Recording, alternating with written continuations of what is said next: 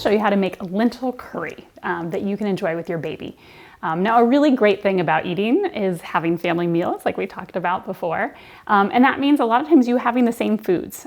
So there's a lot of foods that you can have that can be modified so your baby can enjoy it together. So I'm going to show you one, so lentil and spinach curry. So first I'm going to start by chopping. I'm going to start with my onion. So I'm going to go ahead and chop that up here. So I'm just going to take the ends of it off.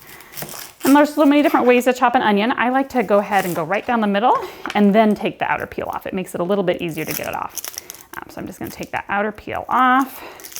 Now, if you're very sensitive with onions and they easily make you cry, you may want to think about refrigerating your onions ahead. That tends to make them have less of the odor, which tends to cause you to have the crying. So if that especially bothers you, you can do it that way. So I'm just going to chop it up. Now, a lot of times when I chop, I like to cut down the middle and then put that flat surface down like that, so it's not going to roll around as much, so it makes it less likely I'll cut myself. And then I'm just going to chop it up into kind of uniform pieces. You can certainly chop it really fine or less fine depending on how you like it. For the baby, I'm going to show you a way that you can end up pureeing some of this. So if your baby is young, you don't have to worry about them choking on the pieces of onion, because we're going to show you options of how to puree it. So I'm just going to go ahead and chop up this onion so I get it all nice and consistent sizes.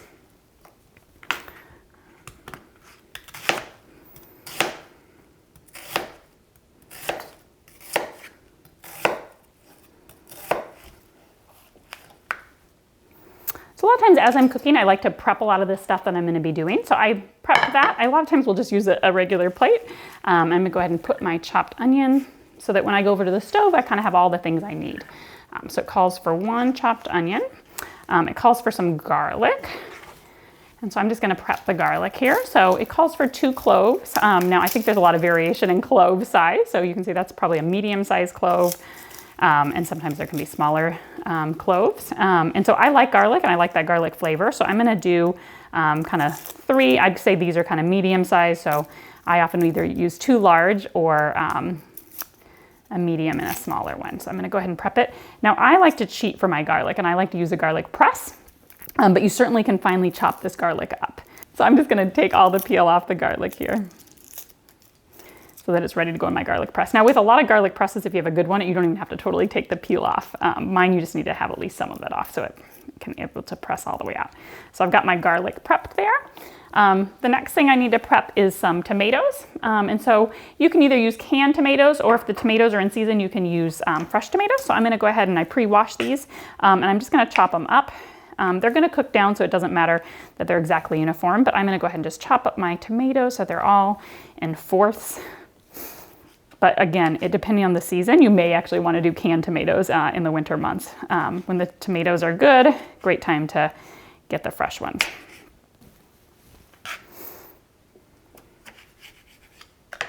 Okay, so I chopped up my tomatoes. That's about half a cup of tomatoes. I'm going to go ahead and put that inside. And the next part it calls for is a green, and it calls for spinach, but I didn't have spinach available. So the great thing about a lot of the greens is they're interchangeable. So I'm actually going to use chard, which actually is one of my favorite vegetables. It's really great because it actually has a lot of potassium in it, which gives it a little bit of a salty flavor. So this actually could be a great baby food. And I actually often will just puree this. The interesting thing about it, when you puree it, it turns really dark. It almost looks like it's black. But it was one of my daughter's favorite. And even as she got older, one of her first words for foods was chard. And she'd say, char, char, and she loved it. And that was because it was one of our early foods that we gave her. So a lot of times those early foods can be some of the baby's preferences.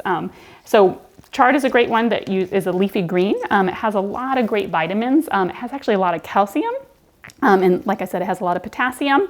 And so it's a great way to get a lot of your vitamins through what you're eating. So I'm going to go ahead and use that instead of spinach. And so I'm going to chop up. I'm going to just, for this recipe, just use the top part of it. Now the bottom part of it is really delicious. And I do tend to usually cook that when I saute it for myself. Or if you're going to puree it up. But because I'm using it to replace spinach, I'm going to mainly just use the leafy tops. So I'm going to just kind of finely chop this up. It's going to cook down, and like any green, when it cooks down, it's going to actually end up being very soft. So you don't have to chop it too much, but I'm going to go ahead and chop it up so it's all ready to go. So I like to kind of prep a lot of the things so that when I go to the stove, I have everything prepped and I'm ready just to do the cooking part. Okay, so we have all our prepped ingredients here. So now I'm gonna start. I kind of preheated my pan here. I like to use a cast iron pan just because it allows me to get really high heat, which can be really good for getting the onions nice and browned. You certainly can use any pan. But one more advantage of using a cast iron pan is actually the iron from it actually can get into your food. So if you have any problems with anemia or low iron, it can actually be a great way to get some iron into your food. So I'm just gonna put a little bit of oil. Now for my oil, I often like to use a little spray like this. And this is avocado oil. I like avocado oil because it can have really high heat tolerance. So it can go to pretty high temperatures without actually burning. So I'm gonna just go ahead and spray that in. It's probably about half a teaspoon to a teaspoon of oil. I'm just gonna make sure that's nice and hot, and then I'm gonna add my onion. And a good sign to know if your pan is ready is if you drop in one onion and you hear some sizzle. So I hear a little bit of sizzle, but not quite a lot. So I'm gonna wait maybe just another few seconds, and then I'm gonna try again. Now I'm starting to hear some more. So now I'm gonna go ahead and put in that onion. And you can hear lots of sizzling, which is a really good sign that you're gonna get a lot of nice brown color in your onions. And I'm just gonna kind of move it around just so it starts to get uniformly distributed. I'm gonna let that cook for a little bit, maybe cook for 2 to 3 minutes before I add my garlic. Some recipes that I have tried before say add the onion and garlic together, but I found that garlic cooks really quickly, and if you add it at the same time as the onion, it will actually burn. So I tend to cook my onion for several minutes before I add my garlic in. But I'm gonna get my garlic press ready because I like to use that instead of chopping up the garlic, but certainly either way is fine. I can usually put in one or maybe one of the smaller ones together, and I'll get that all ready. I'm just gonna stir it around just a little bit just to make sure that the onion's not burning. You do wanna let it set for a little bit so it can actually kind of get the nice brown color.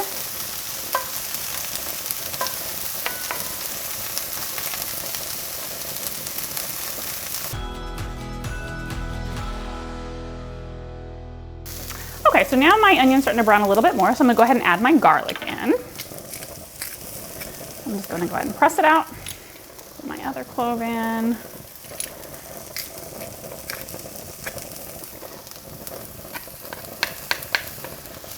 Okay, so then I'm gonna just stir that in and again, get that to brown a little bit. I find once you add the garlic, it probably only takes another minute or two. Now it's starting to smell really good. So the fragrance of the onions and the garlic adds a really nice smell to the room. And so this is a great time, like I was saying, if your baby is in a good enough mood that you think they can tolerate being with you, having them to start smelling some of those fragrances. Obviously you don't want them next to the hot stove, that could definitely be dangerous, but having them nearby, sometimes I would put my kids in a high chair that was, that I could move close to me so they couldn't touch it, but they could watch. I could give them some toys to play with so they could be kind of watching me cooking. As I was doing it, you can, again, let them smell things, let them smell different spices and herbs, so it can be kind of a fun way to involve your baby while you're trying to get some things done by cooking. So now that that onion is starting to get browned and then the garlic little pieces are also starting to brown, I'm gonna add some of the spices. And a nice trick for bringing out some more of the flavor of spices is to add them to the pan and let them cook a little bit so they get a little bit more fragrant. So I'm gonna add a curry powder. Now I'm making this for babies, and so I wanna make sure it's mild enough that they're gonna be able to tolerate it. Now a lot of babies can start tolerating a lot of spice, but a lot of times I start with a mild one. So I'm using a mild curry. Curry powders vary a lot. Curry really just means spices. And so depending on you and your family, you may wanna use a spicier one or a little bit less. So it calls for about a teaspoon of curry powder. So I go ahead and put that in. And I'm gonna just go ahead and sprinkle that around. And then it calls for some turmeric, and it calls for half a teaspoon of turmeric. Turmeric is a great spice that has a lot of good nutrition benefits. And it turns things yellow. So it's gonna kind of make it a fun color. I'm gonna use a half a teaspoon of the turmeric. Now turmeric does not really have much of a spice flavor, but it adds a really nice earthy flavor to a lot of the food. So now I'm gonna stir that around, and I'm gonna turn my heat down a little bit, and it's starting to really get fragrant. So all I'm trying to do with the spices is brown them a little bit to bring out their flavor a little bit more. It's also gonna mix in with the onion and the garlic flavors to bring out a really nice flavor. So I'm just gonna stir that around. Now you could burn the spices, which you don't wanna do. So you just wanna toast the spices for maybe about a minute or so, just until you're starting to see it's all nice and mixed and browned. So once that's kind of nice and toasted, you're gonna add your tomatoes. So like I said, about a half a cup of tomatoes. You could add a little more, a little less. Could use the canned or use the fresh. And I'm just gonna cook these around. It's gonna add a little bit of water so it'll cool down my mixture a little bit. And I'm gonna cook that for another maybe minute or two until the tomatoes are starting to soften.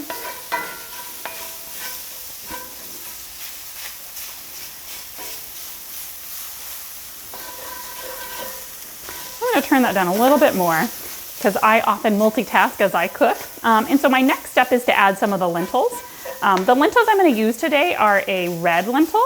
And the great thing about the red lentils is they cook really quickly. So they take no more than maybe 10 minutes to cook.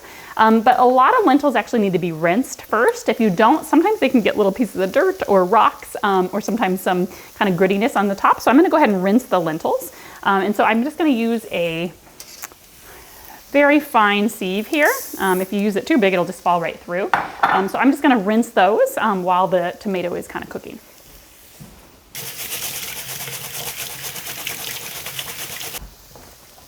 Okay, so my lentils are nice and washed there. I'm gonna kind of keep stirring this around. I really like cooking with lentils for babies because it has so much nutrition. It has a lot of the fiber, but it also has a lot of iron. And like I mentioned before, at 6 months, babies really need a lot of iron because they're rapidly growing. And they've kind of run out with their iron stores that they got from mom when they were in utero. And so 6 months is the time they really need to start getting some iron-rich foods. A great thing about foods is a lot of times they go together, and certain foods can make other foods absorb better. And one thing that can make iron absorb better is vitamin C. So a great thing about this recipe is the tomatoes are a really good source of vitamin C. So by having the tomatoes and the lentils together, it's really gonna help the iron in the lentils get absorbed. And then the other powerhouse thing we're gonna add to this is the greens. So spinach or kale or chard, any of those deep greens, also are a really great source of iron as well as calcium. So that vitamin C will also help the iron from the greens get absorbed. So it's a great combination of things to put together. So this is looking quite soft. So now I think we're ready to add our lentils. I'm gonna go ahead and stir that in. Those are just pre-washed. And I'm gonna go ahead and get those all around here. I'm gonna let them toast for a minute too. Sometimes the toasting kind of brings out a little bit more of a toasty flavor in it. And once that kind of starts getting cooked a little bit, I'm gonna add some of my water. So I'm gonna add some coconut milk as well as some water. So coconut milk brings a really nice, rich, almost sweet flavor. So I'm gonna add in, it's about 2/3 to 3/4 a cup of coconut milk. And this is coconut milk from a can as opposed to like coconut water, which might come from just the inside of a coconut. So I'm gonna go ahead and stir that in here. And I'm gonna turn my heat down to low. And then I'm gonna add just enough water for it to kind of cover the lentils. So probably about a cup to start with. Just enough so the lentils are gonna be able to get soft.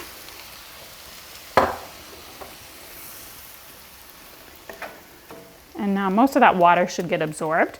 So I'm gonna cook this kind of on low heat, just so it can kind of simmer. And I'm gonna cook that, usually it takes only about 8 minutes or so. But basically the test is you're gonna be testing the lentils to make sure that they're cooked enough through.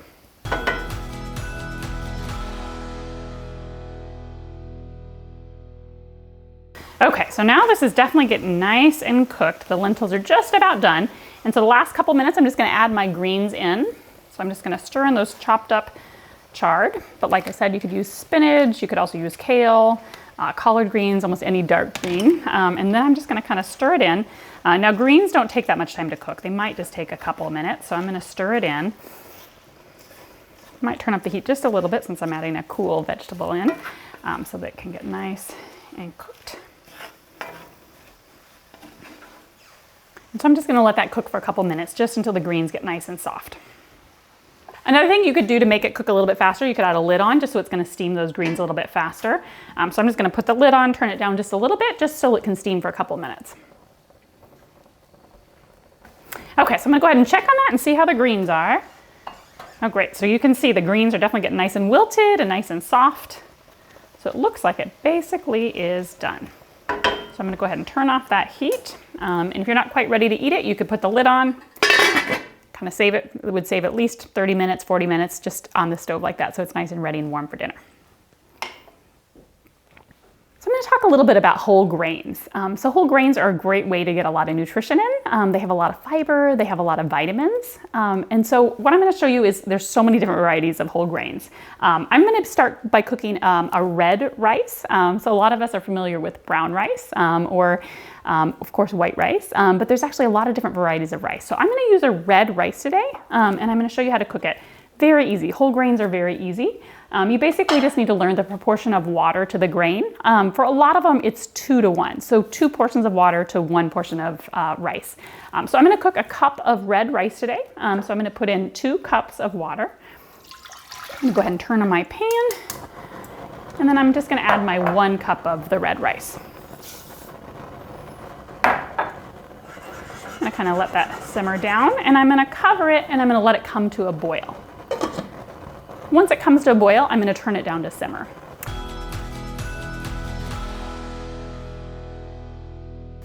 Okay, so the red rice is just about done. So it cooked for 35 minutes, and I can just tell by looking, pretty much all the water has been absorbed. And if I touch it, it's nice and soft.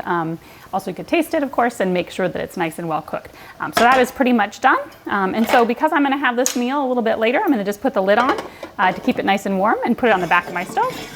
And then it'll be nice and ready when we're all ready to eat. Okay, so we made our lentil curry. And like we said, this is going to be a family meal. So I'm going to go ahead and plate the adult plate, and then I'm going to show you how you can modify it for your baby. So I'm going to put a little bit of that red rice that we made ahead. I'm going to put some in the baby's bowl as well. And again, depending on your baby's stage, they may be able to handle a little bit of that chunky rice and maybe not. So I'm going to show you how you can modify it. And then I'm going to spoon up some of this curry with the lentils. So it has nice, really fragrant flavors because it's got that curry powder and the turmeric. This is a great meal to make in the wintertime when it's cold and flu season. It has so many good vitamins. That turmeric and all the greens can really help your immune system work better when you have all the right vitamins from different plants. And then I'm also gonna go ahead and put this in the baby's bowl. Of course, baby needs a lot smaller serving, and again, we never know on one day how much they're gonna eat.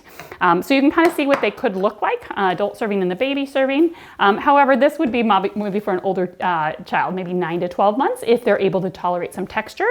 Now, if they're not, I'm gonna show you how you could puree this up. So we can just put this in.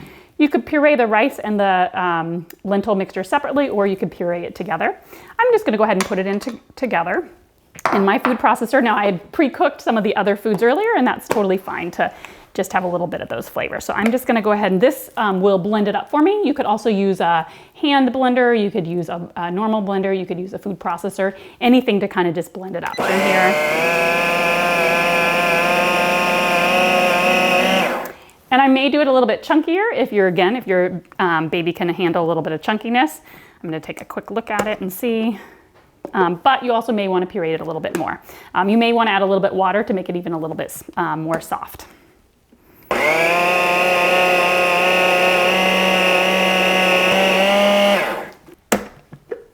gonna add a little bit of water just to make it puree a little bit nicer together.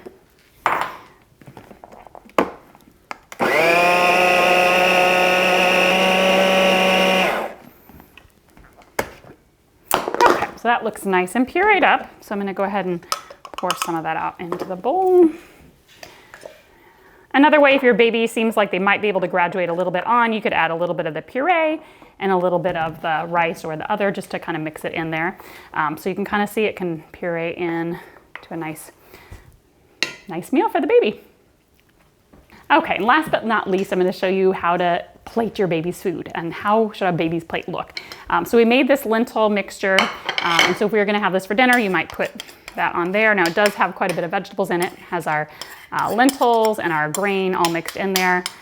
Now I'd also tend to make sure that the plate is at least half fruit or vegetables, especially vegetables at the dinner meal or lunch meal, but really any time. And then I'm gonna plate a little bit of this pureed zucchini that we made and a little bit of the pureed cauliflower. So you can kind of see we can make our plate just like we might make our plate, but there you could be your baby's plate. As they're older, you could use the chunkier pieces. So little pieces of cauliflower, little pieces of broccoli, but try to put it together. So I usually say maybe, fourth or a little bit less of a whole grain, a fourth or a little bit less of a protein food like a bean or nuts, or you certainly could do chicken or fish. And then a good amount of the plate should be filled with lots of colorful vegetables. So nice way to have a meal together.